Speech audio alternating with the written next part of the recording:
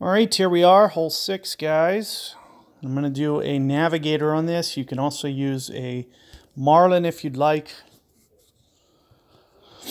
I would recommend a little side spin so you can kind of make the tee shot a little bit easier. Also, that extra wind reduction will help you get the albatross. I'm just going to use a quarterback, and we're just going to concentrate on a layup. That's all you really need for this hole. So I'm not even going to use topspin or anything. We're just going to kind of land around here with a bunch of curl. I'm also going to overplay the wind a little bit. So you'll see me, I'm right at max club here, and I'm going to go 5 rings. So 5 rings, get it completely over to the side. Perfect ball. Make sure that you don't add any power on your curl, or you might roll through towards the rough there. So that's one of the beneficial uses of this grid line that I'm using. Other thing some certain golfers do, they actually put, Sharpie on the screen. There's no control, so there's always going to be those shot aids that guys can use. And it's just going to help you from adding unnecessary power. So if you can just kind of place it right on that line, you should be really good to make sure that you don't overpower anything. Another thing you can do is go over to this fairway. Now that is going to, in my opinion, make it a little bit easier.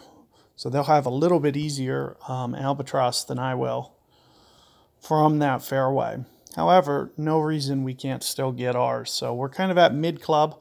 I'll usually play this about 1.1 per ring, so I'll probably go about 3 rings. So you can see what I'm doing with the ball guide. You can see that it just breaks gently towards the left. So if you're using Viper and you don't have my extended ball guide, just make sure that that third bounce is proportionately right in front to the right edge of the hole like mine. You don't need the sniper, but it's nice to have.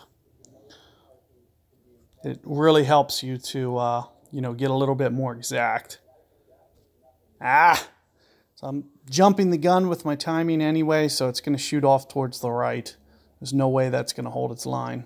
So you'll see me yard and a half, somewhere in there, towards the right of the cup, unfortunately. Let's take a look at my opponent's shot. You'll see that they'll be able to do a long iron shot. It will be much easier. It's still no walk in the park here. It's very hard to make this because you have to, usually, you won't get enough run out spin-wise. So you're going to have to almost land on the cup. So let's see if my opponent did that. As I mentioned, it's probably not, it's nice that it's coming back.